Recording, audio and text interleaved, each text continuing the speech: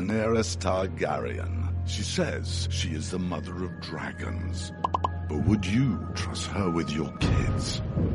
Her father was a maniac. She palled around with Dothraki terrorists. She asked the city of Karth for a government bailout. Then she lost 3 baby dragons after placing them in an unlocked wooden box. An unlocked wooden box. This Khaleesi wants to be queen of the 7 kingdoms, but can she be trusted?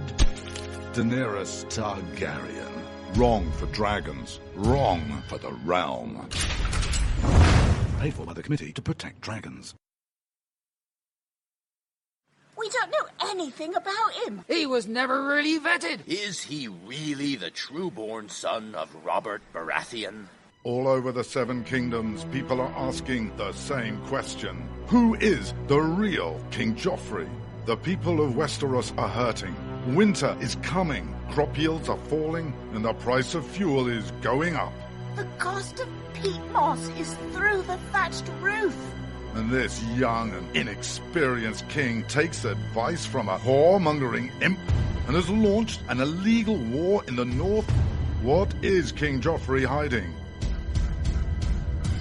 This is not our kind of family values. King Joffrey. What a bastard. What a bastard. Paid for by the young Baratheons for freedom.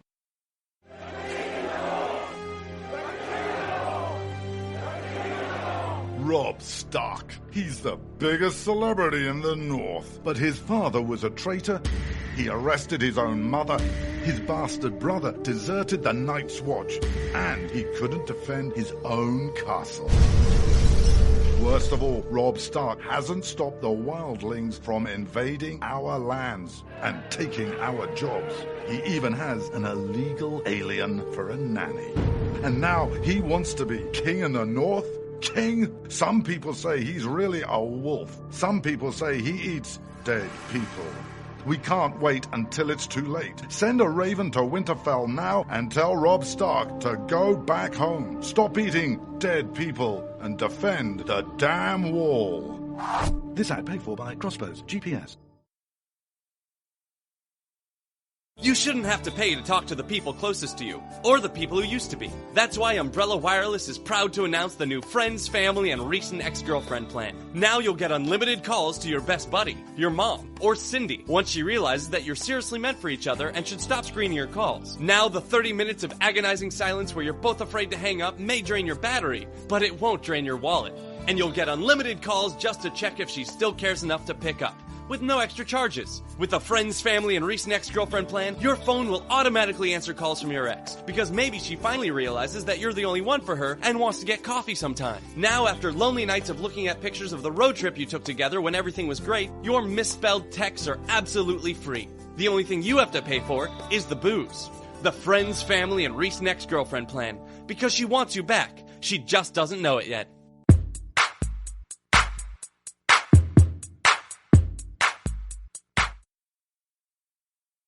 When you can't find anything to watch on cable, you get bored. When you get bored, you listen to radio cooking shows. When you listen to radio cooking shows, you invite a friend over for dinner. When you invite a friend over for dinner, you use twice as many beans. When you use twice as many beans, you expel deadly farts that kill your friend's dog. When you kill your friend's dog, your friend becomes unstable. When your friend becomes unstable, you're sued for everything you're worth. When you're sued for everything you're worth, you're thrown to the streets. When you're thrown to the streets, you devote your life to world domination. When you devote your life to world domination, you become an evil fascist overlord. When you become an evil fascist overlord, old friends plot their revenge. When old friends plot their revenge, you are shot in the back of the head. And when you're shot in the back of the head, you miss your jazzercise appointment. Don't miss your jazzercise appointment. Upgrade to Indirect TV. Go online or call 1-800-ERECT-TV.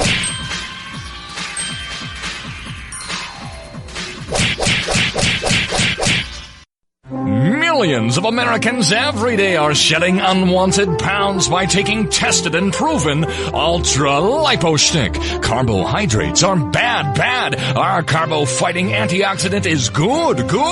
Just listen to these satisfied customers. My name is Gail, and I lost like 20 pounds on Ultra Lipo Stick. My name is Jared, and I lost 46 pounds using Ultra Lipo Stick. My name is Zach, and I actually gained weight. This stuff sucks! Ultra Lipo Stick is safe and easy to inject. Just 3 doses 4 times a day discreetly underneath your fingernail. Listen to this. I used Ultra Lipo Stick and suffered from side effects like uncontrollable greasy discharge. Ultra Lipo Stick, it turned the armpits of all of my shirts orange. This stuff is crap. Try it today and see some real results. Ultra Lipo Stick. Not available in stores. Results may vary.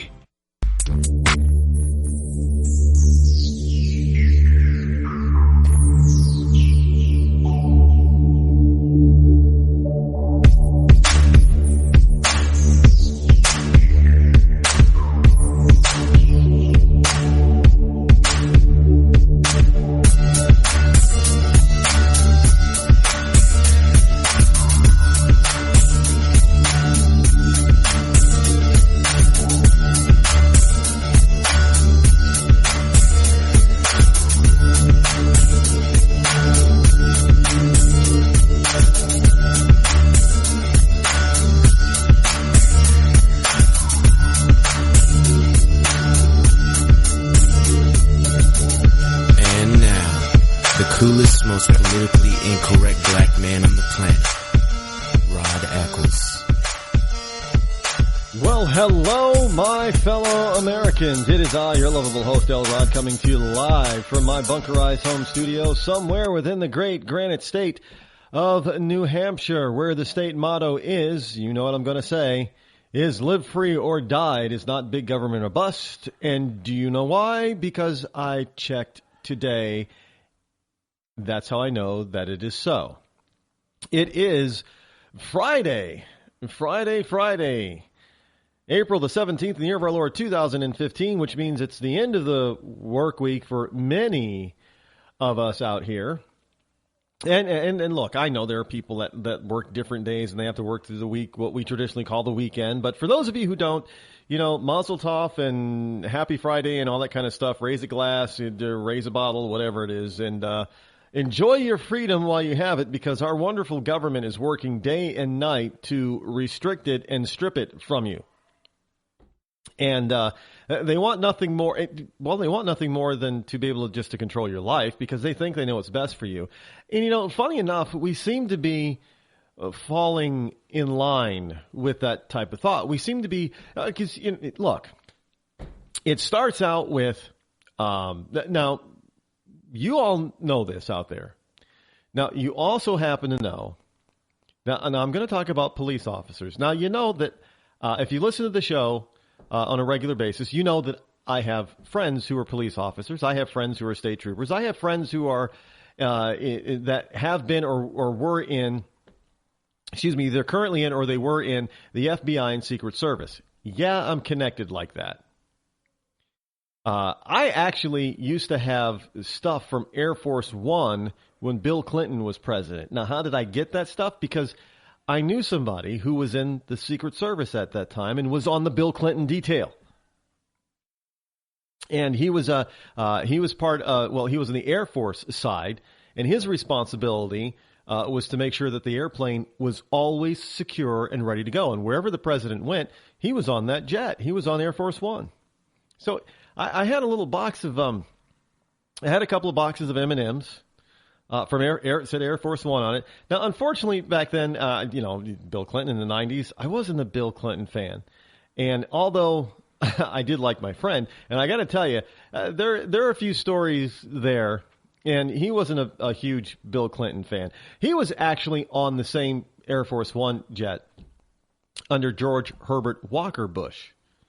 And he told me some stuff back then. He said, oh, yeah, he told me. Now, this is interesting. Yeah, see, I'm that connected. He told me. He said, Rod, they're running around here scared. I'm like, Well, what do you mean they're scared, Jeff? What do you mean they're scared? They really think they're going to lose this election. They are running scared. So the first Bush was really under the impression that they were falling behind and could possibly lose the election. They were scared of it. Which was, if you notice, if you look back on George Herbert Walker Bush's presidency towards the end, when we were getting closer to the election, you notice that his trips were increasing all over the place because they were basically saying that, hey, without telling the public and the press that they were in trouble, and they knew it. Their internal polls told them that they were in trouble. And that's what they were discussing. That's what he heard. And he said, yeah, they're in trouble. They believe they're in trouble. And sure enough, Bill Clinton was elected. And then there was a time when he came to New Hampshire. And he wasn't able, I wasn't able to see him. And unfortunately, I couldn't get off from work. And I wasn't able to see him, but he made sure that I got some memorabilia from Air Force One. The only problem was that it had Bill Clinton's name all over it. So I got these little mini boxes of M&Ms. I got some Post-it notes, and it's a Bill Clinton on it. Now, this is way before I was really getting into politics. This was way before I was doing, this program. And so I didn't really keep that stuff. I ate all the M&Ms, by the way. I did. I ate them. What am I going to keep them for?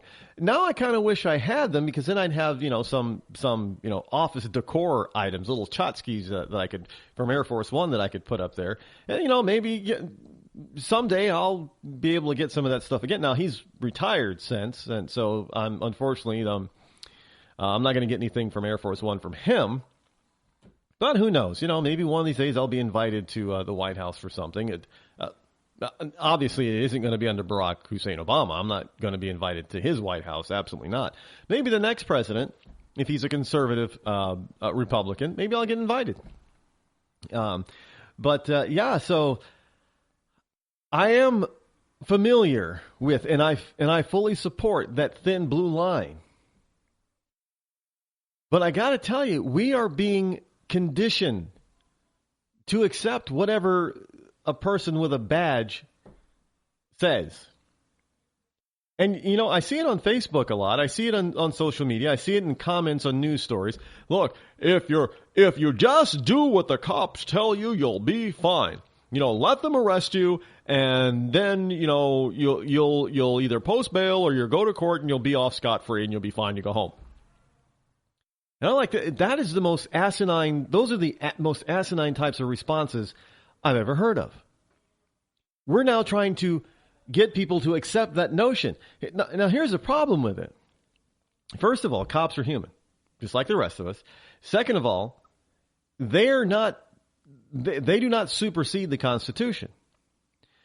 So that means, third, unless it's a state of emergency or there is a crime being committed at that particular moment in time, you are under no legal obligation to obey the words of a cop.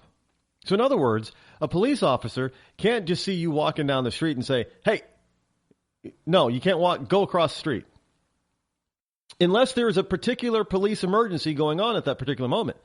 And if you walk past him and there's no police emergency, he just can't roll up all up on you and then try to arrest you and then say, we'll accuse you of resisting arrest. No, see, they can't do that. And at said point, believe it or not, you do have a right to defend yourself.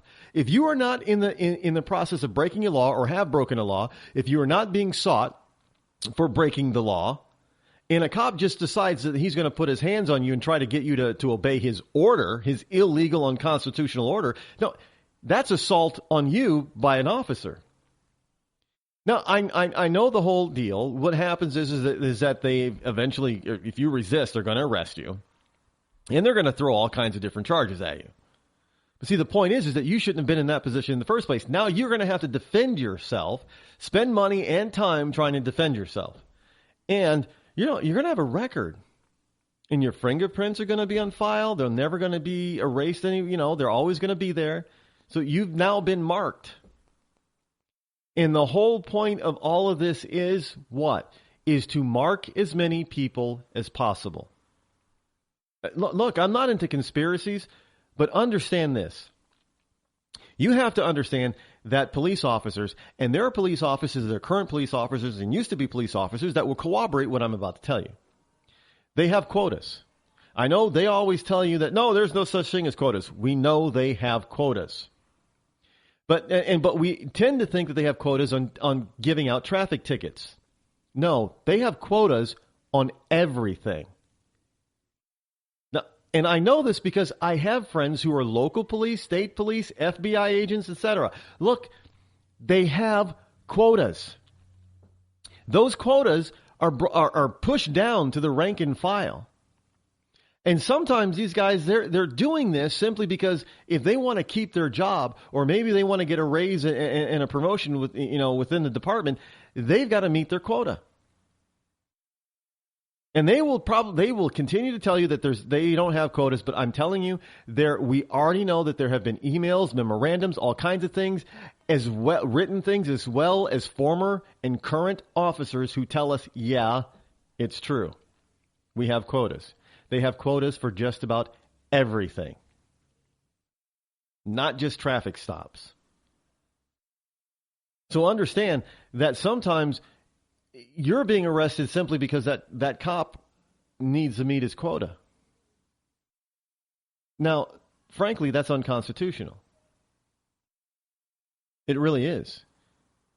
And it has gotten to the point where the average person is being tagged. And now when I say tagged, you're being marked. And you're being marked because when you get arrested for whatever, even if it's a bogus, trumped-up charge, you get fingerprinted. That fingerprint goes to the federal government, the FBI database, and it stays there. You are now tagged and marked. Even if you have never done anything wrong in your life, you have never even gotten so much as a citation for jaywalking. As soon as they put those cuffs on you and drag you into that police station, you are now marked and tagged forever. It never goes away. And you are tagged, and somebody's going to you're going to try to do something important someday, and somebody's going to pull up this from the media and say, hey, he was once arrested for. Now, you may not even have gone to trial. I mean, the charges probably might even be dropped and never even gets that far. But the point is that they will be able to say you were arrested for. In that your fingerprints will always be on file. And now we're getting more and more people telling us that we need to just go along with what the police said. Go along to get along. So in other words, a cop just comes over and puts his hand on you and says, you're under arrest. Are you just supposed to go along to get along? Well, this is what we're being told. So they can mark you and tag you for the rest of your life. Now, do not doubt me on this, folks. You think fingerprints are where it's at right now. You just wait until they get to the point where they're able to start DNA sampling everybody that gets arrested. It's coming, folks.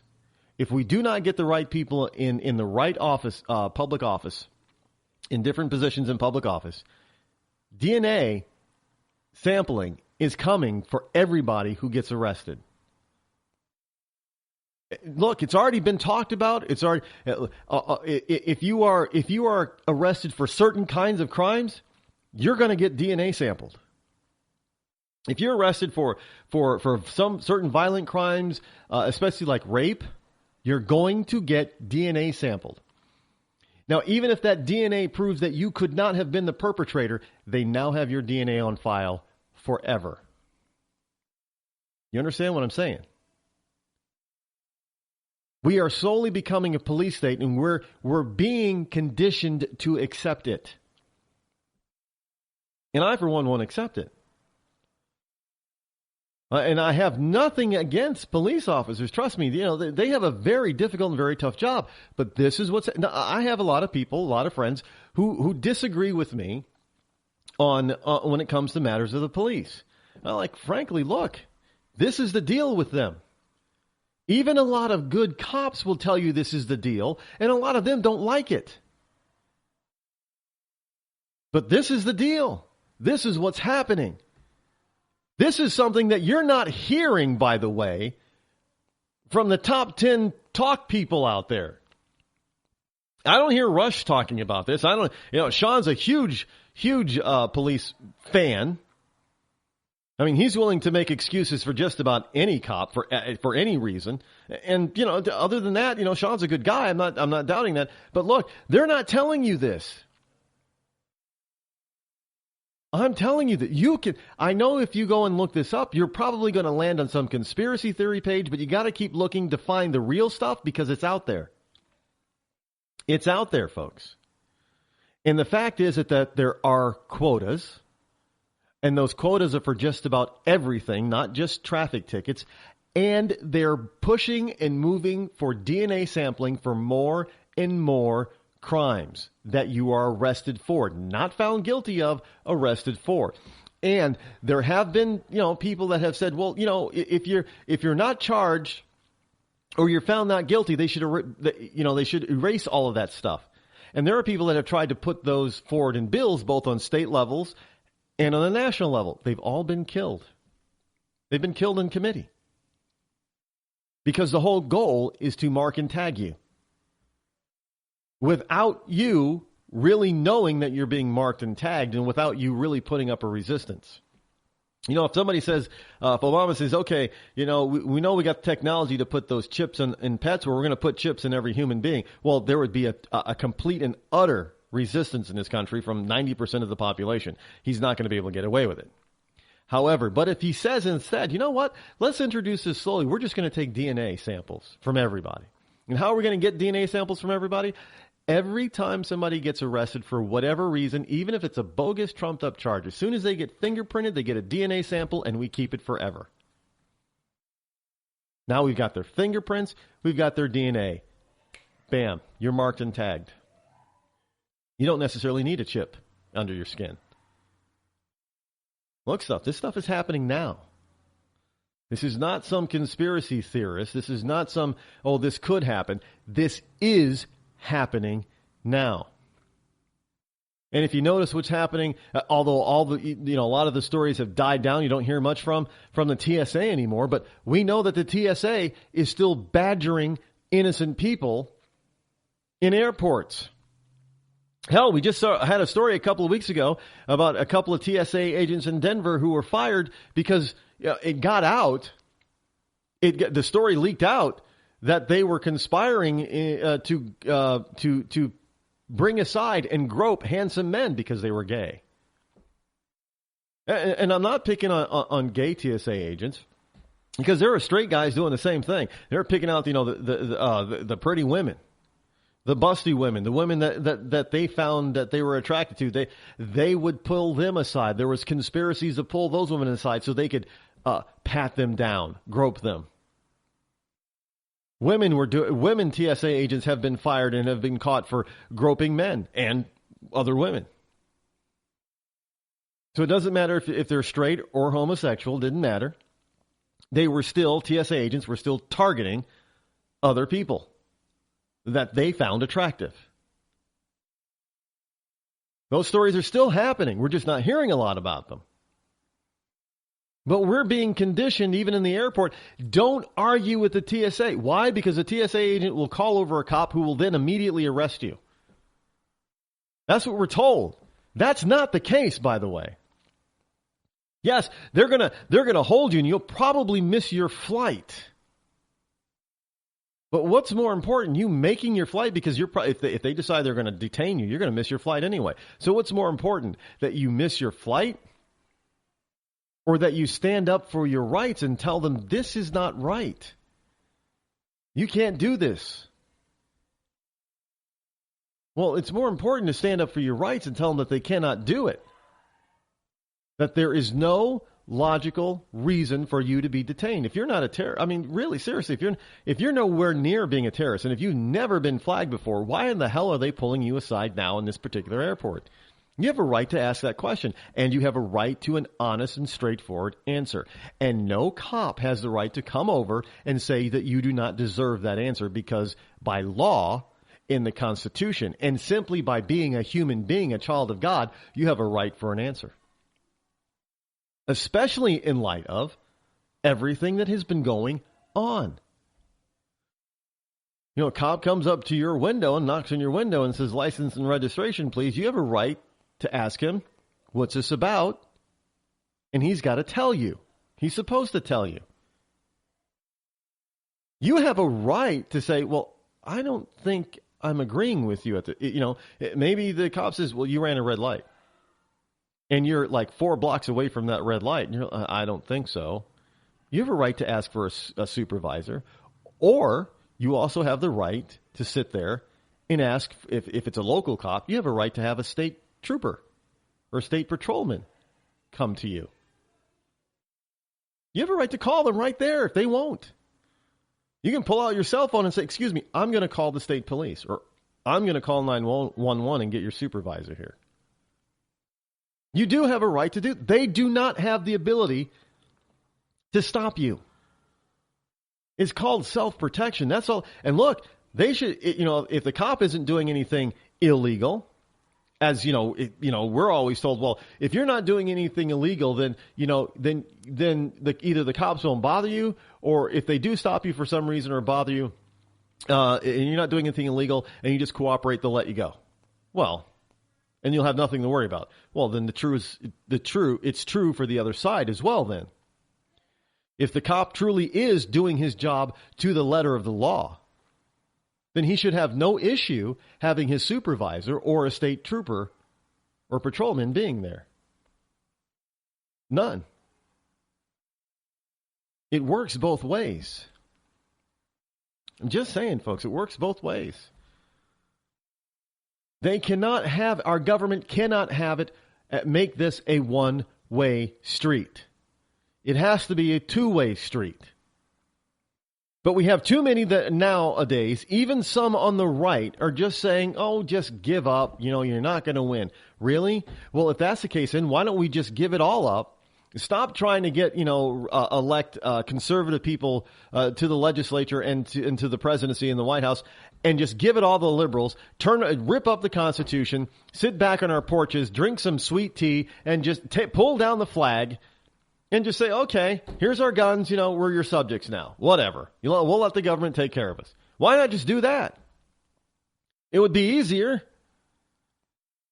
And then never leave your house.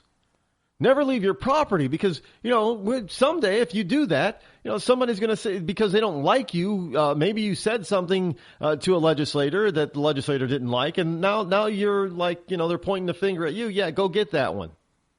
Find something on them. I don't care if you got a video of him crossing the street before walking across the street in the crosswalk before the light says he can cross, or even if he takes one step out of the crosswalk, then he's jaywalking. Just find something on him. Look, we know this happens all the time. This is not something different. I mean, yeah. Look, folks, you got to stand up for your own rights. You can't let people just walk all over you and just have them say, well, all you have to do is pay attention or be nice, and then you'll be fine. It just doesn't work that way anymore. We're not in that type of situation anymore. You've got to protect yourself, and by protecting yourself, you protect the Constitution for all of us.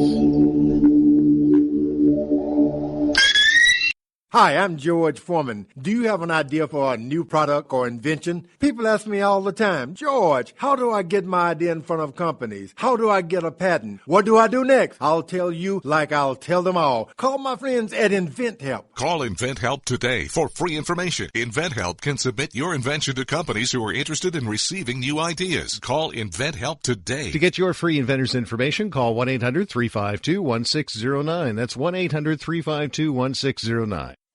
If you want to work until you keel over, have less of everything in retirement, or give back more of your hard-earned money to the stock market again, then just ignore me. But if you'd like to protect the money you save, receive a steady, predictable retirement income, and enjoy financial security for as long as you live, then listen to this. You can download a free report that reveals the wealth-building secrets Wall Street and the banks don't want you to know. You'll learn how you can get guaranteed growth, safety, and real prosperity without risking your money in the Wall Street casino, and how to get the money you need when you need it, simply by asking for it. This is the best way to have a 100% secure retirement, and know your money will last as long as you do. To learn more about this method, and to get your free report, go to 52security.com. That's the number 52security.com. 52security.com. Go to 52security.com. Hurt or injured in a car accident? It can be hard to take the proper legal action after a car accident, but waiting can cost you more. The law requires car accident victims to assert claims promptly. You could lose out by simply waiting. Call 800-709-4667 right now to see what your claim could be worth when handled by a skilled attorney. With a lawyer fighting and speaking up for you, you could be entitled to a big cash award. Call 800-709-4667. That's 800-709-4667. Now it's fast and easy to connect with the legal help you need after your car accident. Call 800-709-4667. The call is free, but you need to act now before time runs out on your claim. You need a lawyer to fight for you, protect you, and get you the compensation you need and deserve. Time's wasting. Call 800-709-4667. That's 800-709-4667. Call now. I considered suicide so I wouldn't put my family through all the pain. Many of our warriors are returning home from the battlefield, only to face a new war as they struggle with devastating injuries. At Wounded Warrior Project, we understand. We're there to help. Even though you think you're broken, you're not. It's the physical and the emotional healing that Wounded Warrior Project provides. With a gift of just $19 a month, you can join Wounded Warrior Project. You'll help provide critically needed programs and services that rebuild lives. Beautiful. There you go, buddy. The ongoing needs of our wounded and their families will continue for many years to come. Now is the time to show your support. Call now or go online with your gift of just $19 a month, and we'll send you this Wounded Warrior Project blanket.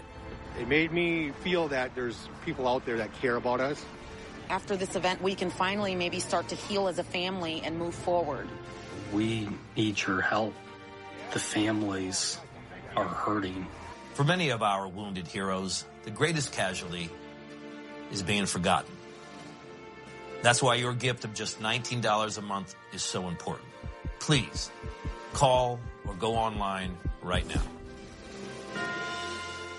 You shouldn't have to pay to talk to the people closest to you, or the people who used to be. That's why Umbrella Wireless is proud to announce the new Friends, Family, and Recent Ex-Girlfriend plan. Now you'll get unlimited calls to your best buddy, your mom, or Cindy, once she realizes that you're seriously meant for each other and should stop screening your calls. Now the 30 minutes of agonizing silence where you're both afraid to hang up may drain your battery, but it won't drain your wallet.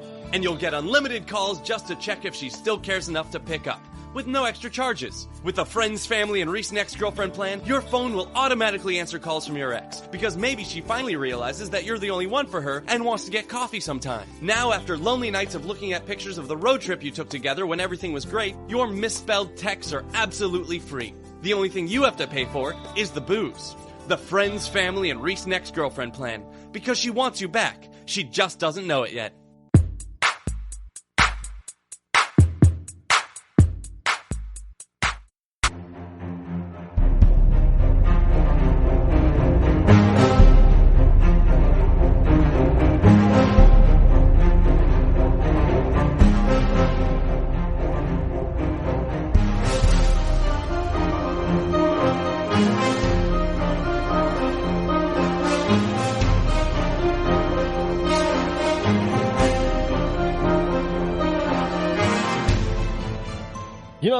I know there are some people out there who think that, welcome back to the Rod Eccles Show, everyone. I am still your lovable host, El Rod. There are a lot of people out there who think that maybe we should, with the rash of videos coming out showing apparent misdeeds of police officers, that maybe we should outlaw people filming the police. And, you know, and I hear that sometimes from some on the right, and that's a direct violation of your constitutional rights. You have the right to do that. And I think it does more good than harm. Now, obviously there's, you know, some people are going to twist what happens, and it really should not matter. You know, that video isn't getting the whole picture. It's part of the whole chain of evidence, if you will. So if a cop really does do something wrong, and they only got a short portion of what he did wrong on video, that's part of the evidence. And, you know, there are some departments that are looking at or are starting to add body cams on their officers. I think those help. Those help, one, keep officers in line, and two, it helps protect the officer in case, you know, a suspect or somebody in the public decides to launch some fake charges against the police officer. So it will show, you know, if the cop really does something wrong, it'll show up. So I think it serves that purpose. It's a good thing as well. Look, I'm not against the police. I'm not. And, you know, if anybody who could be, you know, hey, I'm a black man, and let's face it, most blacks have a reasonable and healthy fear of the police. And I'm, you know, if I get pulled over, look, I will give the officer the benefit of the doubt, but I'm on full guard. I really am, because, you know, I've been pulled over for driving while black.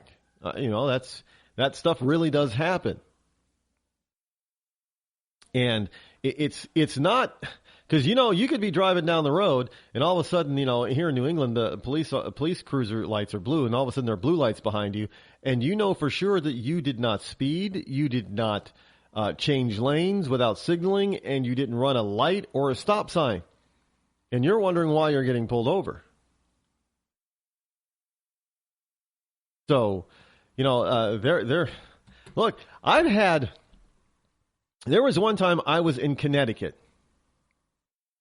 I kid you not. I got pulled over, and the officer came to the window and said, I pulled you over because I couldn't read your license plate. And I'm thinking, well, maybe you need to get glasses. That was her excuse for pulling me over. I couldn't read your license plate. Well, I didn't ask her, well, do you have a camera back there that's trying to read it and run it? Or are you saying that you couldn't see it with your own two human eyes? I didn't ask her that. Her excuse when she got to my window and my door was to say, well, I pulled you over because I couldn't read your license plate. Now, I got to tell you, I was a little bit miffed about that. Because I don't know how, you know, there was no snow on the ground because it wasn't winter. It was not dirty because I'm very fastidious about my vehicle, so the car was clean. Problem was, it was an old car, and it was an 86 Chevy Celebrity. It was clean, inside and out. It was spotless, but it was an old car, and there was a black guy driving it in a city in Connecticut that is known for drug dealing. So, hey, got an out-of-state plate. What's he doing around here? Let's check it out. Because, you know, as a black guy behind the wheel, got to be drugs. And when you know, I was there at that stop for 25 minutes. Why? Because she called in backup. Next thing I know, 5 minutes, I'm sitting there waiting 5 minutes. I'm on my phone with a friend of mine, my cell phone. Next thing I know, there's another cruiser pulling up, and then a second cruiser. There were 3 cops for a stop where she said she couldn't read my license plate. Yes, I have been pulled over while driving while black. I know what it's like. So, but you know what? I didn't cause any waves, and I just went about my business. Now, there were other things that were said, because frankly, I know some people don't realize this or know this, but I used to do something called process serving. And this is at the time that I was doing that, which is why I was in Connecticut. And when I informed them of who I was and what I was doing, then they let me go.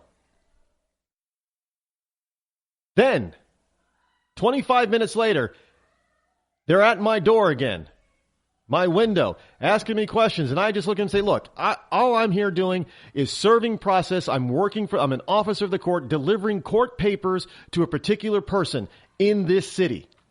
Oh, we didn't know that you were a process server. Why didn't you tell us? You didn't give me the chance to, and I didn't think I needed to tell you that. Then I was able to move on my way. So do not tell me that we do not need to record and keep cops accountable. We do. Just as cops need to keep us accountable, so I agree they should have more than just dash cams. They should have body cams as well to protect themselves, to keep the citizens honest. We need to keep each other honest, period. Plain and simple. And I didn't even want to talk about that kind of stuff tonight. I really didn't. And it just sort of got away from me. And I'm not going to apologize for it because it is what it is. And it's the freaking truth. And I know this is the kind of stuff that you're not going to hear on the lamestream or mainstream right media. You're not going to hear it from Rush, Hannity, Levin. You're not going to hear it from Beck. You're not going to. Well, you might hear it every once in a while from Michael Savage. You're not going to hear it from anybody else. But you're going to hear it here. You're going to hear it from me. Because my whole point is just telling you nothing but the truth. And if some people don't like that truth, well, that's too damn bad. Get over it. Because you can't change the truth. You really can't. The truth is the truth. You can, well, that's your truth. No, it's not my truth. It's just the truth. There's no such thing as my truth and your truth. Well, my truth is different from your truth. No, that's a bunch of liberal mamby-pamby BS. No such thing. Just the truth. Like, here's the truth about this. This is a Yahoo parenting story. It's a story that glorifies a man out in, I believe in California, who quit his 6-figure job to spend time with his kids. He goes, boo-hoo, every time when I got out of work and I got home, my 2-year-old daughter was in bed and she was sleeping. I didn't get to see her all week. You spend weekends with her? Yeah, but I didn't get to see her all week. So, instead of going to his boss and saying, look, I can't work these long hours anymore. I need to cut back in my hours because my family's starting to suffer. So, I'll do whatever, hey, put me in a different position, a different project. He's a computer programmer. He's a high-tech field. So instead of saying, I'll do a different position or I work in a different project, but I need to be home at a reasonable time from most nights from now on. I can't be here until 9 p.m. and be here at 6 a.m. I can't do that anymore. And he didn't even say, you know what, I'm going to have to find another job that's going to allow me to spend more time with my family. What did he do instead? Instead, he walks into his boss's office and said, I'm missing time with my family. I quit. And a lot of people are probably saying, bravo, good for him. Yeah, but now his wife has the full-time job and he's a stay-at-home dad. I mean, are you kidding me? We're going to applaud this kind of wimpery? This is stupid. So here's a story. Fed up with feeling terrible about spending little time with his 2-year-old daughter, Anand, who's an Indian from India, that's what he looks like. Anand Iyer, L-Y-E-R, I-Y-E-R, quit his high-powered, high-paying technology job to be a stay-at-home dad. Now, 3 months in, he tells Yahoo Parenting why it's the best investment he's ever made. So he quit and then put his wife to work because he didn't want to miss raising his 2-year-old daughter. So now I guess mom is okay with it. Mom is probably thinking, yeah, I get to get out of the house for 8 to 10 hours a day. Score. Now, he said it wasn't just one thing that pushed Anand Iyer over the edge. Like all working parents who often struggle to balance career and family, the San Francisco tech guru had just endured one too many nights of rushing home only to find his 2-year-old daughter, Ava, already asleep. He was missing too much and felt terrible. Well, even if you work strictly 9 to 5 or 8:30 to 5 or 8 to 5, by the time you get done with the commute and everything, you get home, it's 5:30 or 6. How much time are you going to be spending with your 2-year-old in the first place? Now, let's face it, most 2-year-olds are in bed by 7 or 8. So what, are you going to spend an hour? It's not the quantity of time, Rod, it's the quality. And I've heard that BS for years. And we know it's BS because even child psychologists are telling us now that that's BS. Liberal child psychologists are telling it's well, no, it's not necessarily the quality. You got to actually spend some time. The child doesn't care about the quality. They don't know about the quality. They know, but they do know if you spend 15 minutes with them or an hour, they'll take the hour. So don't tell me that you're spending 15 quality minutes with them. They want the hour. That's more important.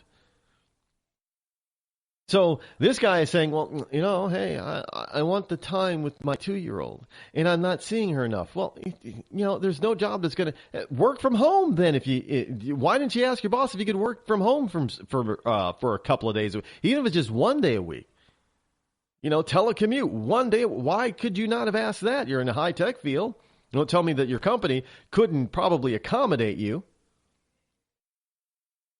No. Instead, he's just going to quit, emasculate himself, and then be applauded for it, and then kick his wife out the door and say, honey, you go to work every day and pay for the bills in this family. And we're supposed to just jump up and down for joy and think, oh, yeah, he's so enlightened. He's a wonderful husband. No, I think he's a terrible husband, and he's a terrible father, setting a very bad example for his 2-year-old and his new baby boy. You see, he's been doing this for 3 months, but if you read down the story, he has a 2-month-old son. So he's been a stay-at-home dad for 3 months, while mom was in her third trimester with her second child. Now, mom has to leave baby boy, 2-month-old baby boy, at home while she goes to work. Dad gets to stay home and be a house husband, stay-at-home father, and be applauded by Yahoo Parenting for doing such a thing. I'm sorry. He should not be applauded. He should be shamed. He should be shamed for doing such a thing, 1, to his children, and 2, to his wife. The woman was pregnant. The woman gave birth 2 months ago, and now she's out in the workforce to provide for the family, something that dad is supposed to do. But dad is sitting home just having himself a good old time, being the house husband, being the stay-at-home. I love how they put it, stay-at-home dad. How about you be a stay-at-home dad and do some work? Because what if mom just can't handle it? What's going to happen? Oh, they're going to go on the public dole. Now, don't get me wrong. These are one of the things that's very surprising is that their ethnic look. I could be wrong, but their ethnic look, they look Indian from India. Now, here's the problem. Their Indians are pretty traditional in their thought process, in their life patterns. And it's really kind of odd that this Indian couple would be reversing roles like this. That's the first strange thing about it. But honestly, it's the wimpification of American men. Now, the story doesn't say that he was, that he's an immigrant. He might have been born here to immigrant parents. That's perfectly fine. I'm not talking about his ethnic background, other than the fact that it just seems odd that if he is Indian from India, that their culture does not accept what he's doing. So where did he get that idea? He most likely didn't get it from his family, his parents, and his grandparents. Oh, no. He got it from being out in California, left-wing, left coast California, being indoctrinated by all these lefties out there. Hey, man, you should probably stay home. Make your wife go to work. I mean, he was probably hearing it. He was probably, maybe he was pulling his hair out at the office. I'm missing my daughter. I can't believe it. And somebody at the office probably kept telling him, hey, you know what? You should just go home. Just quit. Go home and stay home. I mean, at the end of the story, he says that his boss understood. He said his boss said, he told me, I totally get it, says his boss. Now, this guy's 34 years old. And he's taking himself out of the workforce. So he could be a stay-at-home dad at 34. And he's putting his wife out there to work, who happens to be 36. She's 2 years older than him. Now, I don't know. It does not register with me as being the right thing to do. Now, I know there are some feminazis out there and other feminists and some liberal people are saying it's a partnership, Rod. It shouldn't be about the man going out and earning the bacon and bringing it home for the little woman to cook it up. What are you for? Rod, what are you for? Are you for, the barefoot and pregnant in the kitchen all the time? Huh? I mean, that's so backward and Stone Age, man. What do you think? This is 21st century, man. We're enlightened now, man. You're just an old-fashioned, ignorant fool, man. Nobody's going to do what you want to do, man, because nobody believes that crap anymore, man. Because, the woman, she's all powerful, man, and she belongs out there in the workforce right along with you, man, and you should learn how to stay at home, too, man.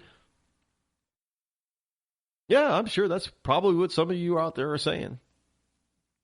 But let me tell you something, man. The natural order of things, going back to when we were hunter-gatherers, nature, you could say, even if you do not believe in God, you cannot deny that it is nature who put into mankind this type of system. The man went out and hunted. The man protected the family and the village. The women reared the children. The women gathered. The women stayed at home. For a reason. Now, as we get into a modern age, it is the man's duty to provide for his family. I don't care how enlightened you think we are. It is still the best way to raise a family. Now, I am not saying that the man should be working 18 hours a day, 6 days a week, and misses everything that's going on in his family. Absolutely not. There has to be a balance. He needs to, leave work at a reasonable time. He can't. But at the same time, what's more important? It is, I know you'll get some lefties say, well, it's more important, Rod, that he interacts with his kid. He can't do that in the weekend? Because let's face it, when the kid's young, they're in bed by the time he gets home anyway, even if he works 9 to 5 and he gets off the freeway at 6 and they have dinner and that's it. And then the kid's off to bed. Or the kid's, involved in school and then extracurricular activities. They're not getting a lot of parental time anyway during the week. The parents are working. And so are the kids, one way or the other. And there's nothing wrong with that. It's just the way society is. It's just the way nature made us. So to get this notion that we need to upset the old saying, upset the apple cart. No, we don't need to do that. We don't need to upset the apple cart because we can improve on the apple cart. The apple cart is the apple cart. It's the best apple cart that could possibly be made and used.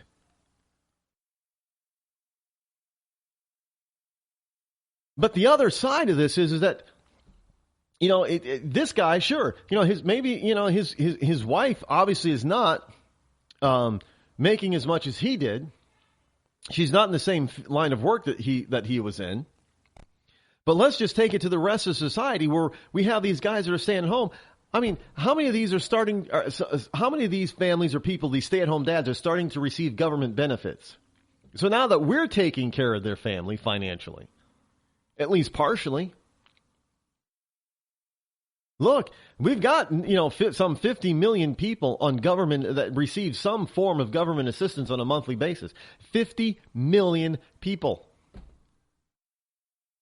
I mean, that's we're 320, 330 million people. That's a huge segment of our population.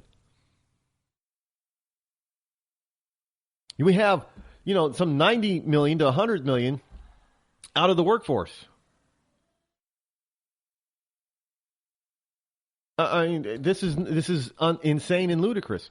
We're losing our way as human beings because we have some people out there on the left that think that they know better than Mother Nature and God. They really do. And they think that they're supposed to have everything, right? Well, look, you know what? It's already been proven you cannot, especially, for women, we used to be told that women could make the bacon and or earn the bacon, bring it home and fry it up in the pan and serve it too. Well, then we found out no, they really can't, and many of them don't even want to try that. Well, here's the deal. This is the way it works so well for centuries. The man goes out, earns, gathers, hunts, gets the bacon, and brings it home. The woman cooks it and serves it. Now, you may want to call that sexist if you want. I call it the natural order of things. One is not more important than the other. They're both equal. Yeah, hey, you can bring home the bacon, but if there's nobody at home to cook it, what good's having the bacon? It's going to sit there and rot, and you're going to go hungry.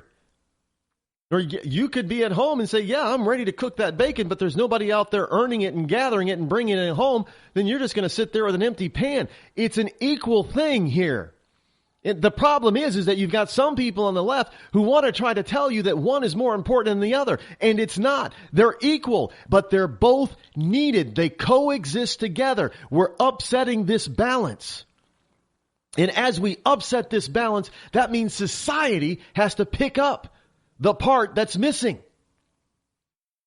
And we've got too many single-parent households out there that are being told to stay single because in order for you to get these government benefits, you got to be single. You got to be a single mom or a single dad, but preferably a single mom. If you're a single mom, keep that dad away so you'll get more money. So the dad's taken out of the picture. The bacon bringer homer, if you will, is taken out of the picture and is replaced by government. Now, the government is providing the bacon for that single mom to fry it up in a pan and serve it to her kids. And this man, this Mr. Ayala,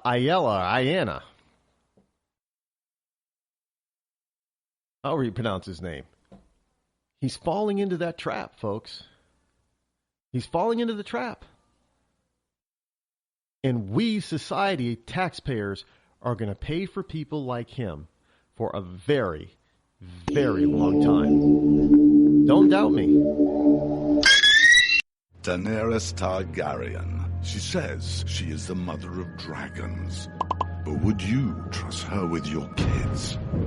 Her father was a maniac. She palled around with Dothraki terrorists. She asked the city of Karth for a government bailout. Then she lost 3 baby dragons after placing them in an unlocked wooden box. An unlocked wooden box. This Khaleesi wants to be queen of the 7 kingdoms, but can she be trusted? Daenerys Targaryen. Wrong for dragons. Wrong for the realm. Paid for by the Committee to Protect Dragons. We don't know anything about him. He was never really vetted. Is he really the true-born son of Robert Baratheon? All over the Seven Kingdoms, people are asking the same question. Who is the real King Joffrey? The people of Westeros are hurting. Winter is coming. Crop yields are falling, and the price of fuel is going up. The cost of peat moss is through the thatched roof.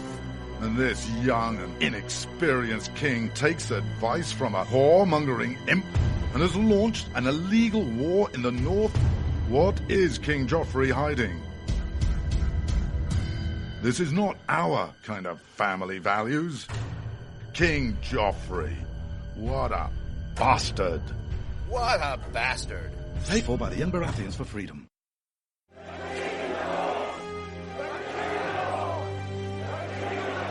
Robb Stark. He's the biggest celebrity in the north. But his father was a traitor. He arrested his own mother. His bastard brother deserted the Night's Watch. And he couldn't defend his own castle. Worst of all, Robb Stark hasn't stopped the wildlings from invading our lands and taking our jobs. He even has an illegal alien for a nanny. And now he wants to be king in the north? King? Some people say he's really a wolf. Some people say he eats dead people.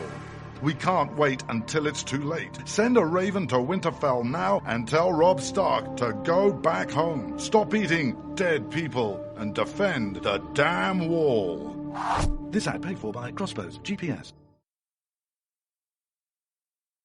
You shouldn't have to pay to talk to the people closest to you, or the people who used to be. That's why Umbrella Wireless is proud to announce the new Friends, Family, and Recent Ex-Girlfriend plan. Now you'll get unlimited calls to your best buddy, your mom, or Cindy, once she realizes that you're seriously meant for each other and should stop screening your calls. Now the 30 minutes of agonizing silence where you're both afraid to hang up may drain your battery, but it won't drain your wallet.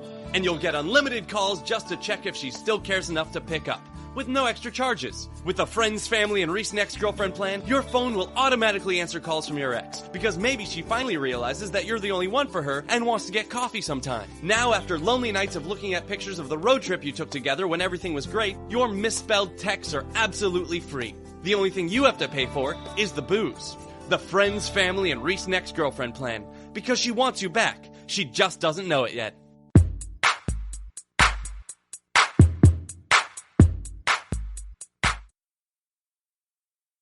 When you can't find anything to watch on cable, you get bored. When you get bored, you listen to radio cooking shows. When you listen to radio cooking shows, you invite a friend over for dinner. When you invite a friend over for dinner, you use twice as many beans. When you use twice as many beans, you expel deadly farts that kill your friend's dog. When you kill your friend's dog, your friend becomes unstable. When your friend becomes unstable, you're sued for everything you're worth. When you're sued for everything you're worth, you're thrown to the streets. When you're thrown to the streets, you devote your life to world domination. When you devote your life to world domination, you become an evil fascist overlord. When you become an evil fascist overlord, old friends plot their revenge. When old friends plot their revenge, you are shot in the back of the head. And when you're shot in the back of the head, you miss your jazzercise appointment. Don't miss your jazzercise appointment. Upgrade to Indirect TV. Go online or call 1-800-ERECT-TV.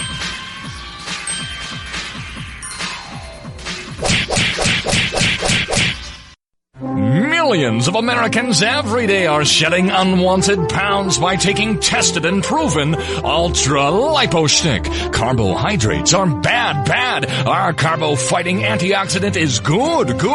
Just listen to these satisfied customers. My name is Gail, and I lost like 20 pounds on Ultra Lipo Stick. My name is Jared, and I lost 46 pounds using Ultra Lipo Stick. My name is Zach, and I actually gained weight. This stuff sucks! Ultra Lipo Stick is Safe and easy to inject. Just 3 doses 4 times a day discreetly underneath your fingernail. Listen to this. I used Ultra Lipo Stick and suffered from side effects like uncontrollable greasy discharge.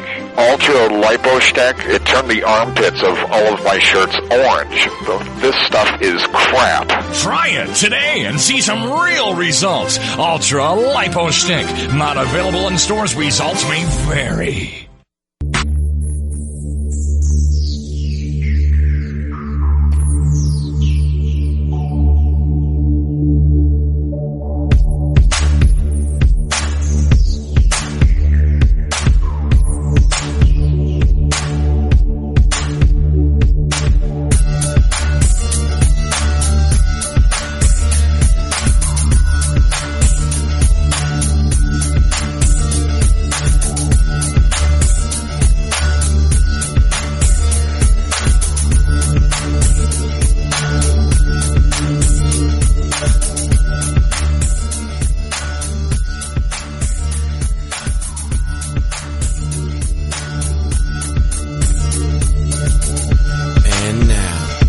Coolest, most politically incorrect black man on the planet, Rod Eccles. You know, I guess I am going to have to clarify my position because over the break I was reading quite a few messages I got on Skype and instant messages over on Facebook as well as a couple of private messages over on Twitter. And many of them were thinking that I was being anti-police, anti-cop. Not at all. And let me briefly tell you, look, when you start to say that you are pro-cop no matter what, that's when tyranny starts. Now, as I said, I have good friends who are cops at all sorts of levels in our society, you know, local, state, federal level. And they'll tell me sometimes about the troubles that are... Look, I am saying basically all that, you know, videos, I fully understand why some in the public take these videos and put them up. They're really trying to skew the cops. True. Which is why I say, don't stop taking those videos. You cannot make it illegal because it would be anti-constitutional. But why not provide the cops with a counterbalance? So there's more evidence of them doing things right. Look, the vast majority of cops are good people. They're good people. They really are. And they have a tough job. We all know that. But the problem is that small minority of cops that are bad. They need to be weeded out. And the only way that we've been able to do it lately is to have actual proof and evidence of them being bad cops. And a lot of that has come from video. Now, do some good cops get caught in this crossfire? Yes. And I fully understand that is sad, that's terrible, that's bad, and it should not happen. But it is going to happen in a society as large as ours. It's going to happen. You know, in any profession, you're going to have that small minority, minute minority that's going to be a bad apple in any profession. Policing is no different.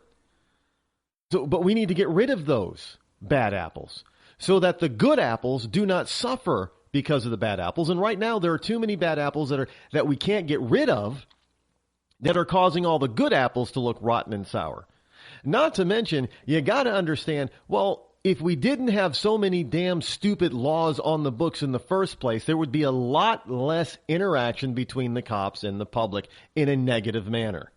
And they would have time to interact like they used to. You remember the 50s and 60s and 70s when cops everybody knew the cop by name and the cop knew everybody in the neighborhood by name?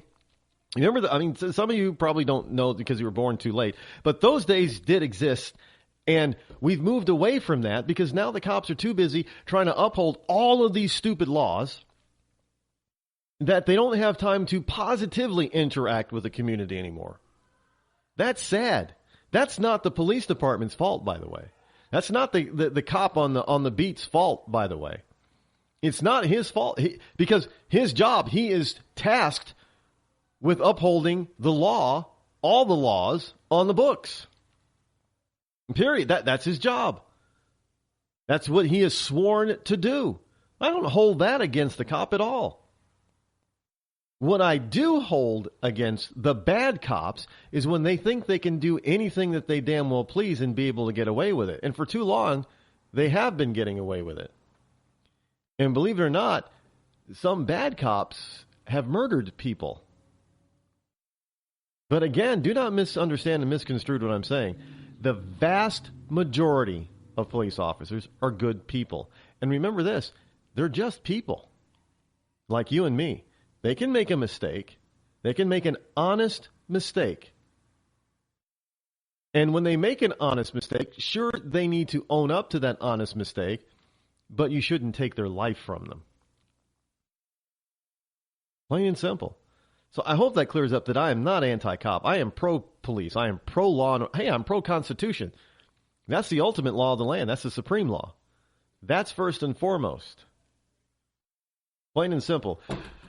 Good evening, my fellow Americans. It is I, your lovable host, El Rod, coming to you live from my bunkerized home studio somewhere in the great granite state of New Hampshire. And after this program, I probably need to have my whole house bunkerized. In this state where the state motto is still live free or die, it is not big government or bust. It is Friday, free-for-all Friday here on the Rod Eccles Show, this April the 17th in the year of our Lord 2015. By the way, the number that you can call if you wish to do so is 603-835-3224. If you want to speak to me live on the air, go ahead. Take a shot at me for the last hour, the first half hour segment. That's fine. That's partly what I'm here for. Yeah, you want to tell me I'm wrong? Well, first of all, I'm not, but you can try to tell me. But look, if I were anti-cop, I wouldn't be friends with any. That's first and foremost. And some of the things that I tell you that have to do with cops are not stories that I read somewhere. I get them from my friends who are cops. So, they're the ones that should know. I mean, they're in the trenches every day. They're out, they're the ones that telling me, there are quotas that we have to meet. They're telling me this. Not stuff that I'm reading somewhere. It's not some conspiracy theory. Look, I had I've worked with state troopers a lot, and I'm telling you, some Massachusetts state troopers were telling me. I had two of them specifically tell me exactly what some of the quotas were. It would blow your mind. So, but it's not something that the beat cop, the cop that's in the cruiser, that wants to do this. Most of them don't. And they'd say, you know what? I would just rather just make sure people are safe. And I don't want to have to be looking for certain things in order to fulfill my quota, is what he told me.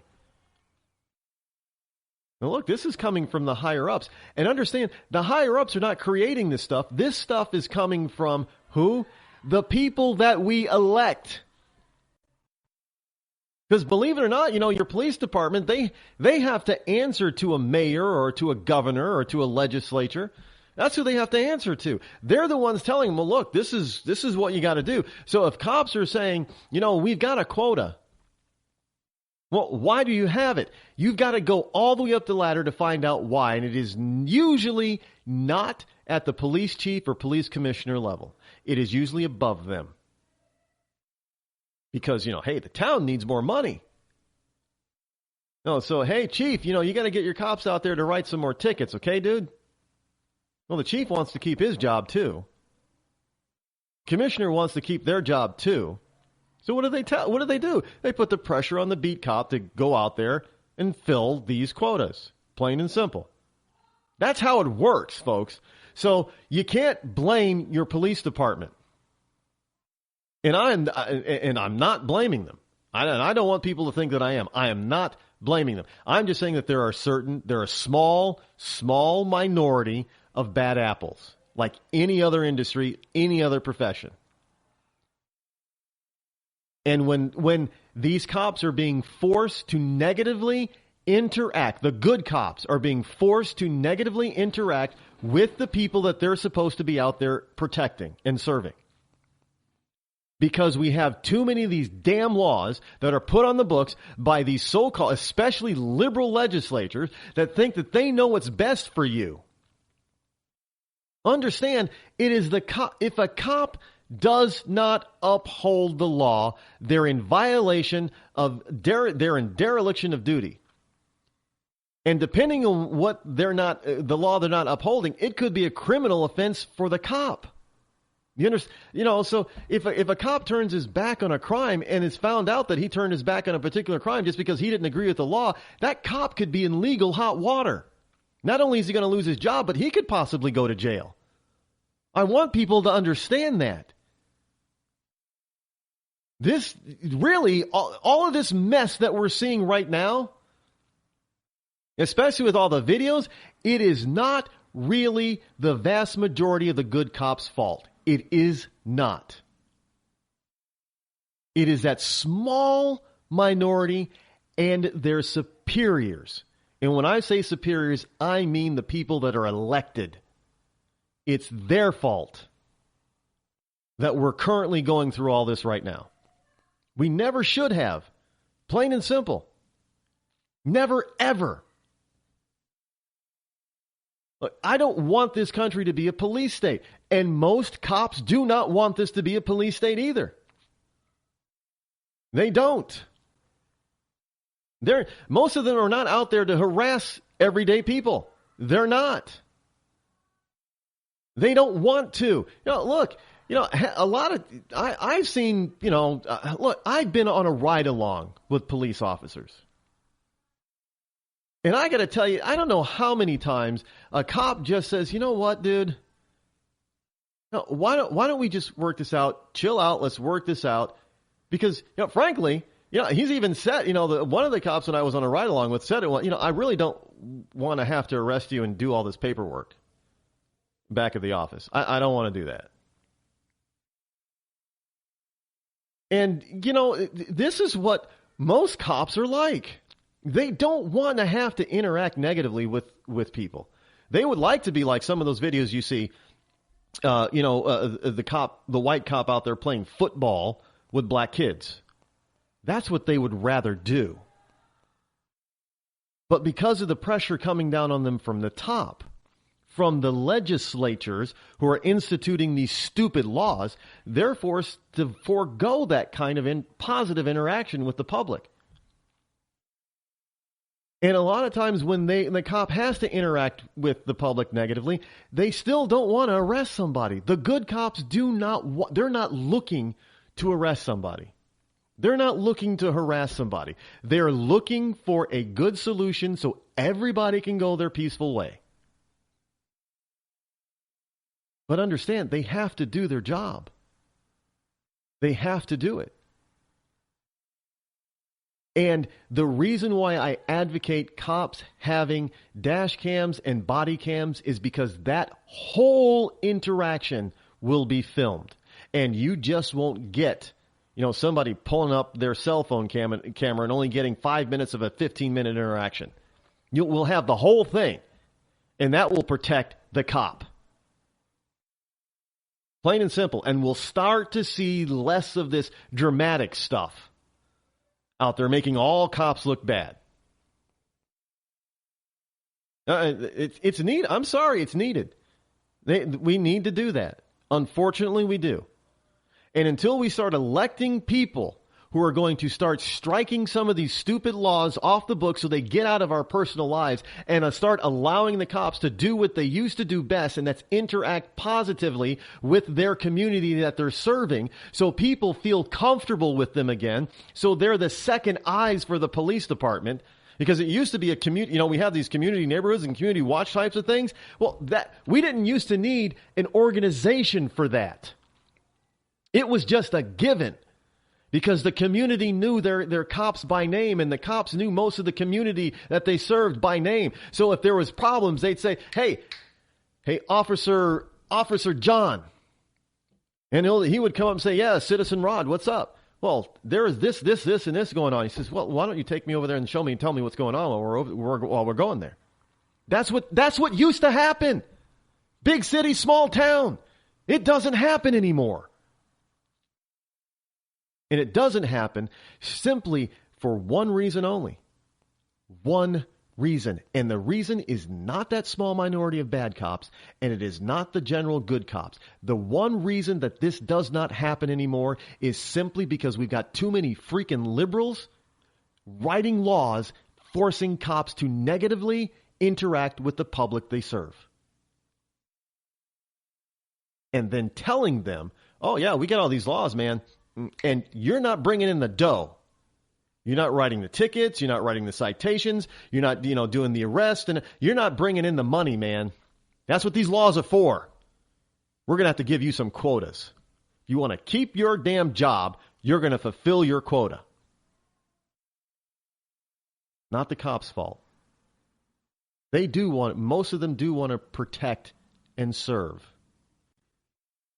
They're being forced to do something otherwise if they want to keep their job. That's not right. And you know whose fault it is that we have all these liberal legislators in office making all these stupid laws? Us, the voters. So ultimately, if we have a problem with our police department, it's our fault. Understand that. It is our fault. Now, that does not let the bad cops off the hook. Absolutely not. That does not let that small minority of bad cop off the hook. No, they need to be taken care of. They need to be dealt with. They need to be removed from the force. They need to, face the music, legal, whatever it is. They need to their gun and badge needs to be turned in. They need to be off the street. Plain and simple. But for the average, everyday good cop, they shouldn't be forced to do what they're currently being forced to do. And they're being forced to do what they're currently being forced to do because we, the voter, aren't doing our job. That's ultimately whose fault it is. You got a problem with your police department? Why don't you look at yourself first? Now, that doesn't excuse the cop that pulled me over because, I was driving while black. She said she couldn't read my license plate, which is a bunch of BS. No, that doesn't excuse her. But she's maybe, I don't know. I don't know the woman. Maybe she was a good cop and maybe there was something happening that night that was going down and, she just used that as an excuse to try to see if I was a part of what was going down. I don't know. I do know how I felt and it wasn't good. But I do know that there have been times when cops and I have interacted and they're saying, look, you got to do this because, and then I ask why. I say, well, this is the law. I'm like, well, that's a dumb law. And the cop will usually agree with me. Yeah, it is. But you'd be surprised if you just stop and talk to your good cop, your average cop on the street, and you ask them about certain things, they'll tell you they're sick of it too. They really are. But they look. I've had to do jury duty where we've had to. I've had a number of jury cases where I was a juror, and where a couple of the cases that had to do with police officers, and we as a jury were sitting there thinking, well, in every single case, there were 3 cases. 1, I was an alternate, and 2, I was on the jury. In every case, we found the police officer not guilty. Because we listened to all the testimony, and we just looked at each other. We discussed the case, and we're just like, this is bogus. This possibly couldn't have happened, or the way the whole thing didn't go down the way they're saying it. We don't believe the people that are accusing the cop of doing wrongdoing. So, no, not guilty.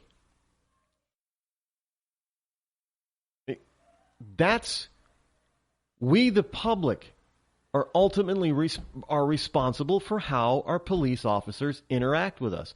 And it is strictly due to the fact how we vote. You've got to fully understand, you cannot vote for these liberal nut jobs and expect your liberties to be protected, because it's not going to happen. They're not going to respect you. They're not going to respect the Constitution. They're not going to respect your rights. And they're going to write laws, and they're going to expect judges to interpret the laws and tell judges, okay, judge, here's a new law. Now you better uphold it as being constitutional. And then once that happens, they're saying, okay, now, Mr. Police Officer, you better go out there and uphold this stupid law and enforce it and ticket or cite, or, give a citation or arrest somebody who breaks it. I mean, look, I told you yesterday about the parents. The free range or the free range parenting thing, where parents are letting their 10-year-old kid go to the park by themselves, and the cops come by and say, well, we got these new regs and laws that say this kid is not supposed to be out here by himself. He looks too young. And then all of a sudden the parents are in trouble for doing something that all parents used to do, since this country started. So, but is it the cop's fault? Now, what if something happened to that 10-year-old boy and somebody knew that a cop drove by and saw the kid? The cop would be in trouble. The cop could say, well, that's a stupid law. A kid can be by himself. He's not in any danger. But if something did happen, if he fell off the swing and broke his arm, the cop that saw him and didn't stop him and didn't take him into custody or find his parents would be in trouble. So he has got to act. If anything, because he's a good cop and he just wants to save his own butt. And we're forcing them into this kind of position by who we elect. Plain and simple, folks. You got to stop electing these idiots. You really do. I mean, I don't know how else to tell you. We are directly and indirectly responsible for our interaction with our police officers and our police force. Exclusive of that small minority that shouldn't be police officers. There's a small minority that should not be police officers. No, even those who are 100% gung ho on the police department are not going to deny that there is that very small minority that should not be cops. Period. Plain and simple. So I hope that clears up the fact that I'm not dissing cops, because I know they have a tough job, and unfortunately, most of them do not want to do what they're being forced to do. They really want to do what they thought they were getting into the job to do, which is to serve and protect the community, not to serve the government. And this is what they're being forced to do. And they're being forced to serve the government because we keep electing those fools into office. Think about it. Hi, I'm George Foreman. Do you have an idea for a new product or invention? People ask me all the time, George, how do I get my idea in front of companies? How do I get a patent? What do I do next? I'll tell you like I'll tell them all. Call my friends at InventHelp. Call InventHelp today for free information. InventHelp can submit your invention to companies who are interested in receiving new ideas. Call InventHelp today. To get your free inventor's information, call 1-800-352-1609. That's 1-800-352-1609.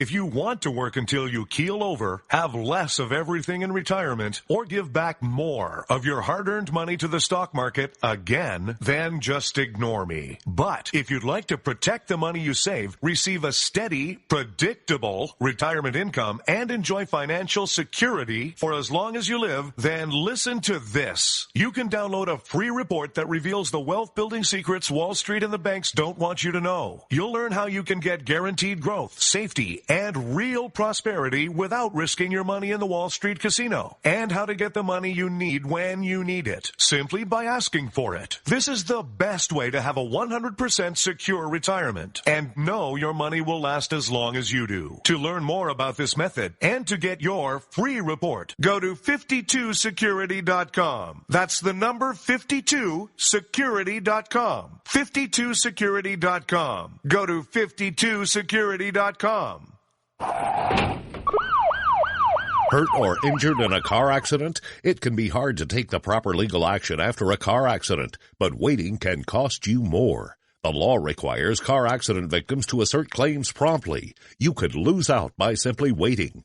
Call 800-709-4667 right now to see what your claim could be worth when handled by a skilled attorney. With a lawyer fighting and speaking up for you, you could be entitled to a big cash award. Call 800-709-4667. That's 800-709-4667. Now it's fast and easy to connect with the legal help you need after your car accident. Call 800-709-4667. The call is free, but you need to act now before time runs out on your claim.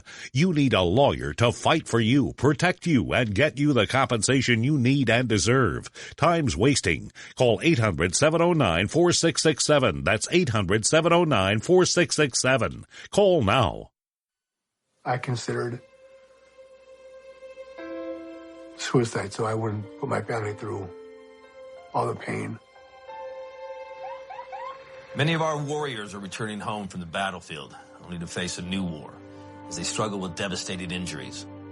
At Wounded Warrior Project, we understand. We're there to help. Even though you think you're broken, you're not. It's the physical and the emotional healing that Wounded Warrior Project provides. With a gift of just $19 a month, you can join Wounded Warrior Project. You'll help provide critically needed programs and services that rebuild lives. Beautiful. There you go, buddy. The ongoing needs of our wounded and their families will continue for many years to come.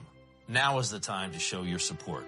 Call now or go online with your gift of just $19 a month, and we'll send you this Wounded Warrior Project blanket.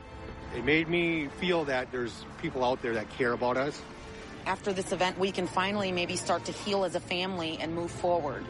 We need your help. The families are hurting. For many of our wounded heroes, the greatest casualty is being forgotten. That's why your gift of just $19 a month is so important. Please, call or go online right now. You shouldn't have to pay to talk to the people closest to you, or the people who used to be. That's why Umbrella Wireless is proud to announce the new Friends, Family, and Recent Ex-Girlfriend plan. Now you'll get unlimited calls to your best buddy, your mom, or Cindy, once she realizes that you're seriously meant for each other and should stop screening your calls. Now the 30 minutes of agonizing silence where you're both afraid to hang up may drain your battery, but it won't drain your wallet. And you'll get unlimited calls just to check if she still cares enough to pick up, with no extra charges. With the Friends, Family, and Recent Ex-Girlfriend plan, your phone will automatically answer calls from your ex, because maybe she finally realizes that you're the only one for her and wants to get coffee sometime. Now, after lonely nights of looking at pictures of the road trip you took together when everything was great, your misspelled texts are absolutely free. The only thing you have to pay for is the booze. The Friends, Family, and Recent Ex-Girlfriend plan, because she wants you back. She just doesn't know it yet.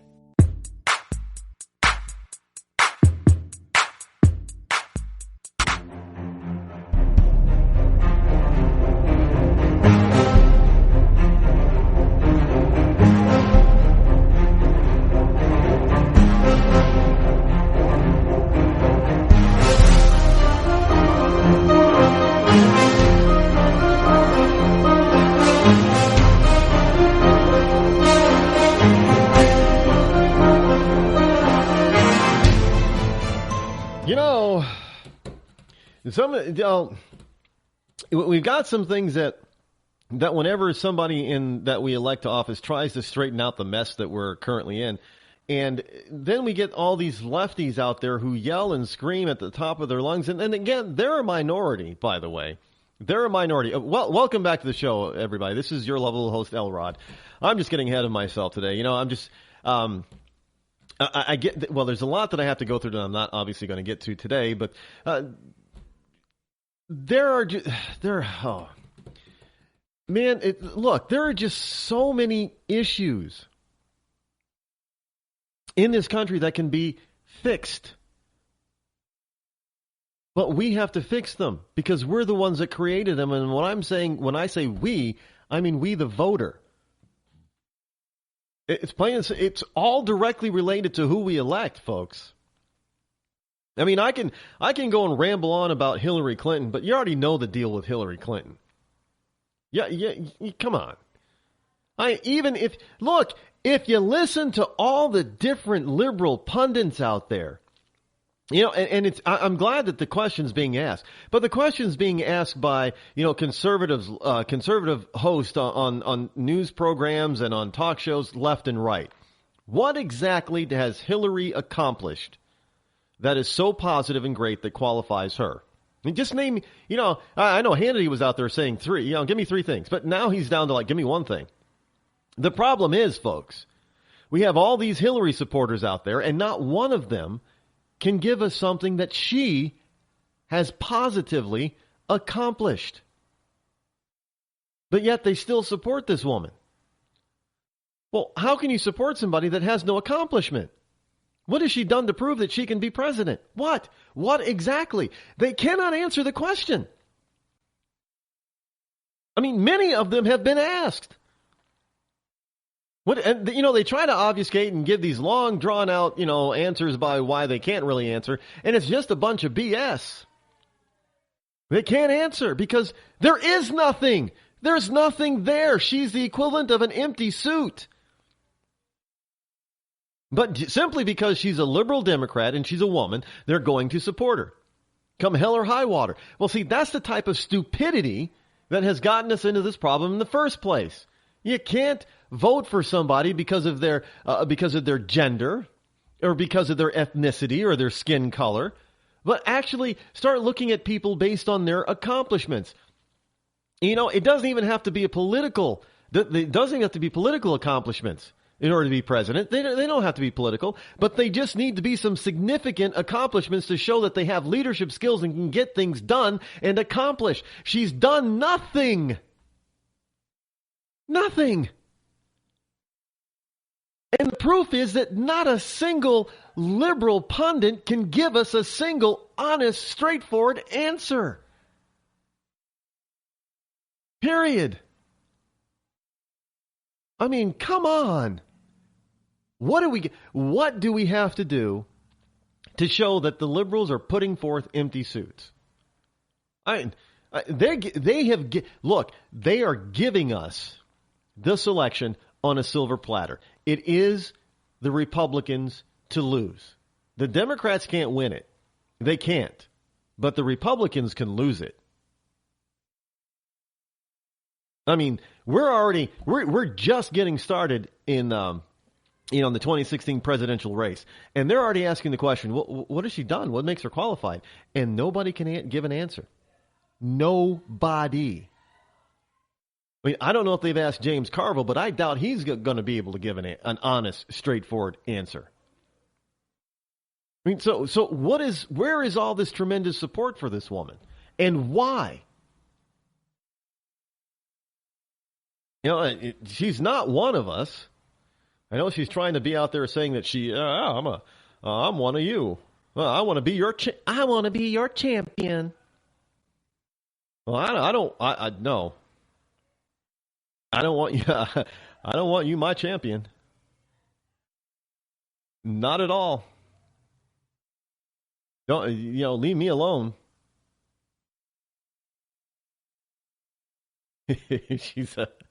She's oh man, Hillary Clinton,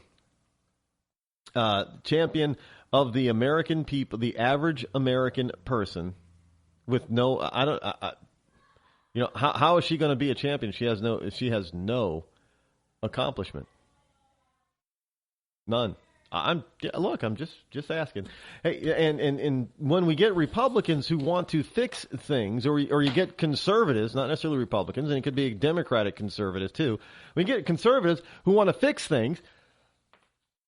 You got people jumping up and down on the left here thinking, "Oh, you're just anti this. You're anti people." You don't like people. I can just see it now. There's a new Kansas rule out there that would limit spending of welfare benefits. Now, basically, Kansas is cracking down that you can't use welfare benefits and welfare money to buy cruises or to gamble with. But you got people on the left that are crying foul. Well, I'm sorry. You expect the American taxpayer to pay for, this person who's on public assistance of whatever kind, to pay for, I don't know, their gambling habit, their smoke, smokes, cigarettes? Wait, I thought you didn't want people to smoke in the first place. Now, this is hypocritical, actually. Oh, yeah. On one hand, we should raise the smoking age to 21.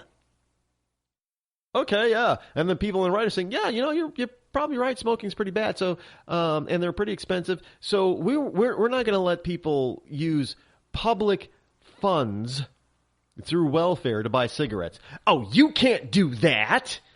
No, that you just don't like poor people. You don't like people, period. Well, that's exactly what happens. I'm not making this up. I'm not exaggerating. You know this is exactly what happens. Well, the same thing is going to happen out there in Kansas. Now, Kansas saying a new Kansas law tells poor families that they can't, of course, they're saying, they got to write it this way. New Kansas law tells poor families they can't use cash assistance from the state to attend concerts, get tattoos, see a psychic, or even buy lingerie. They shouldn't have been able to buy it in the first place. Not with our money. It's supposed to help them survive, not live high on the hog. More than 20 other states have such a list, but this one included by the Republican-dominated Kansas legislature in a bill signed Thursday by Governor Sam Brownback appears to be the most exhaustive, according to the State Department for Children and Family Officials.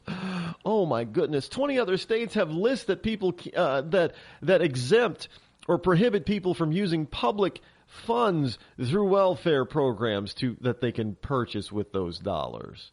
Oh, we're just so darn evil and mean and cruel and uncaring. That poor man who's on public assistance, you won't let him go to the strip club with public assistant dollars. What's wrong with you? You're mean. Now, basically, this has inspired national criticism and mockery from The Daily Show. Of course, Jon Stewart. Oh, I told you this is going to, they were going to do this. They're just going to be all, look, 20 other states have already done such limiting. But now, Kansas is doing, no. This is kind of like the freedom of religion bill in Illinois and Arkansas. Well, nearly 30 other states plus the federal government had something similar, but, Illinois was just, Indiana was just bad for wanting to it was just anti-gay. It wasn't anti-gay. Because 30 other states have already done it, and so did the federal government back in 1993, signed by then President Bill Clinton. We didn't hear the left roaring and crying about it then. Kind of like the Patriot Act, under Bush, it was like everybody on the left was, up in arms. They were flabbergasted and upset and trying to throw up this. ACLU was trying to sue the government to get rid of it. And then Obama was elected. Then everybody went away. It was all silence on the Patriot Act, except for those of us who were constitutional conservatives who were against George Bush for doing it, and against Barack Obama. But all of a sudden, those of us who were against Barack Obama for doing it, we were racist or Uncle Toms. Yeah, it's the same thing here. Other states have already done it. But hey, we can't have any more states doing it now. You can't limit people. Not right. But hey, they want, but by the same token, they want to limit your choice. All Kansas is doing is limiting. Let's put it in this perspective. All Kansas is doing is limiting the choice of welfare recipients in the state of Kansas on what they can purchase with public dollars. Hell, the federal government, under liberal rule, just limited the choice of every single American in this country by telling them they have to have health insurance, and these health insurance plans must meet this criteria. So anything else that doesn't meet the criteria is not a legal plan, and you can be fined by the government if you don't get a plan that's approved by the government. So your choices are now limited. That's fine. They can limit your choice, but don't let a Republican limit your choice. Yeah, can you see how that's hypocritical? And I know somebody's going to say, well, Rod, you don't want to limit people's choice in medical care, but you're going to limit it in welfare. Well, see, there's two differences. One, we're telling people that, medical coverage is personal, very personal, and the government shouldn't be involved in that because, we're not using public funds a lot, for everybody to do this. So you should be free to choose of having something if you want it or not. And, you have to deal with the consequences if you don't. But on the other hand, do you really believe that somebody receiving public assistance should be using public money to go out and buy luxury items? I thought this was supposed to be a safety net. A safety net does not mean you get to have luxury stuff. A safety net means that you get the bare minimum to survive. To keep food on your table and a roof over your head. And none of this Gwyneth Paltrow crap of talking about a family of four having to survive on $29 a week on public assistance, SNAP or food stamps. That's a bunch of BS, and it's a lie, and we all know it is. And so when we want to say, hey, actually, by limiting what you can spend this money on, we're saying that you need to spend more of that money on actually providing for your family by buying food, better food, quality food maybe even, and not being able, because you won't be able to spend it on cigarettes and beer and strip clubs and cruises and all that kind of stuff. And the left wants to say that we're inhumane? Well, hell, we're really just thinking of the children here. Because now basically what Kansas and 20 other states are doing are forcing the parents who are receiving these public assistance payments, they're forcing them to spend the money in a more proper fashion, in a more proper direction to support the family. That's all they're doing. That's all it's about. Not about anything else. But, they'll try to make it about something else. Hey, did you hear? Well, we all know about Hillary lying about her grandparents. And if you have, I don't know, if you haven't heard that yet, you must have been living under a rock this past week. Really. I mean, but she's not the only one. And this is, look, I stopped supporting this actor, this hack of an actor, a long time ago. I can't remember the last time I saw a Ben Affleck movie. I think the last one I saw with him in it was Daredevil? Or maybe it was, no, he wasn't in, did he, I think he directed, right? The Glenn, or the Jake Gyllenhaal, Frozen type of movie. I forget what it was called. Yeah, it was that memorable. It was that dumb. But other than that, I think, Daredevil was probably the last movie I saw Ben Affleck in. And this is the reason why, because he's such an idiot and a hypocrite and a liberal liar. Ben Affleck, evidently, his ancestors in this country owned slaves. But here's the rub. This is from the Daily Mail. Ben Affleck wanted his slave owner ancestors censored from Finding Your Roots PBS documentary. Now, you probably know the PBS documentary where Henry Louis Gates Jr. goes around he started out by doing, black actors and musicians, black famous people, doing DNA testing to find their ancestors, and then talking with them about their ancestors and finding out who some of them were and where they came from. And then I guess they went through the gamut of all the prominent black actors that and celebrities that they wanted to go through. So then they opened it up to start doing white people. And Ben Affleck evidently was one of the people. However, I guess they found out that one of Ben Affleck's ancestors was a slave owner. Well, Ben Affleck obviously didn't like that, and in a show of denial and erasure by not presenting that fact, he's lying about his past, trying to make it look better than it actually is. So this Hollywood star explored his family's past on PBS documentary, Finding Your Roots, but viewers were not told one ancestor owned slaves. Now, this happened in a leaked Sony email, which revealed how Henry Louis Gates Jr. told a friend Affleck was trying to censor the documentary, a breach of PBS rules. However, Gates asked his friend, the Sony boss, Michael Linton, for advice and was told by Hollywood chief, I would take it out if no one knows.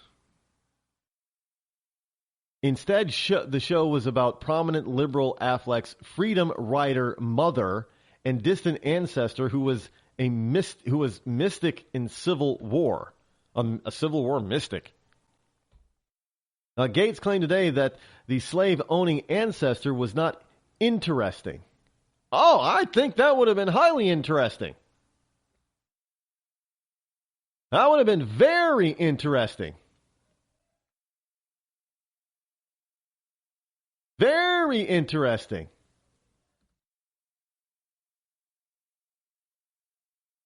But hey, well,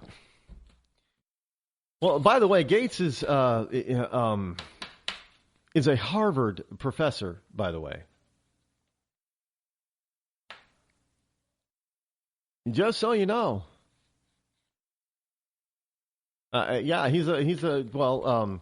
Latest embarrassing disclosures from leaked Sony emails posted by WikiLeaks raises question over PBS's integrity, and for Gates, a Harvard professor. Well, PBS doesn't have any integrity anymore.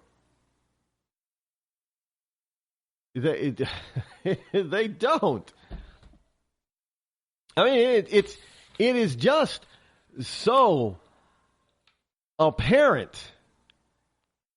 These people are not about, they're all about appearances, not about the truth. Hillary Clinton is out there lying about her grandparents. Oh, yeah, they were all immigrants. They came over here. They immigrated here. And because they immigrated, my grandparents immigrated, I know what it's like to immigrate. And that's not crazy. I'm not crazy.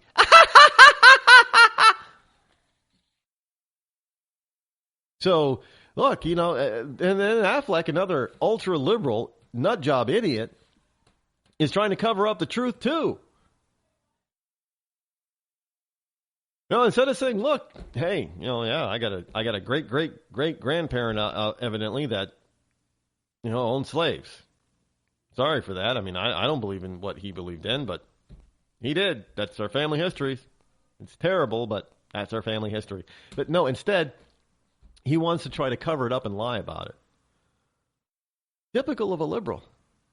Typical, just plain typical of a liberal. Finally tonight, folks, last story for tonight.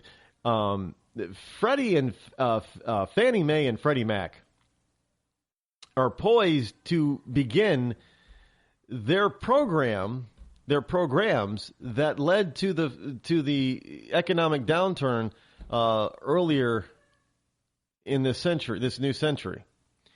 So the risky affordable housing programs, they're looking to restart those. Now, they caused us all kinds of problems to begin with. But now, we had Barney Frank out there just talking about the banks were just terrible. The banks were terrible.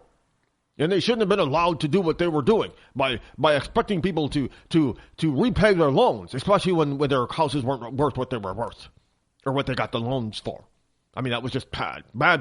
It's led to the economic downturn. It was the bank's fault, not our fault, not the Congress's fault, not the government's fault. It was the banks. And because I'm Barney Frank, of course I'm right. Yeah, that's what they're saying. And so now they're going to bring back the Fannie and Freddie affordable housing programs, which were risky back then and are even more risky today. I mean, folks, this is... Look, I can't make this stuff up. So, the mortgage finance giant Fannie Mae just debuted its new Home Path Ready Buyer program, which lets first-time home buyers get up to a 3% rebate of a home's purchase price if they buy a Fannie Mae property, so long as they complete an online home buyer education course, which costs just a mere $75. I don't know, you want to buy a house for $75? Sounds good to me. Hey, folks. You've been fun. You've been real. It's the end of the show today, end of the show for the week. We'll be back Monday. Tune in. I'm Rod Eccles. This has been The Rod Eccles Show.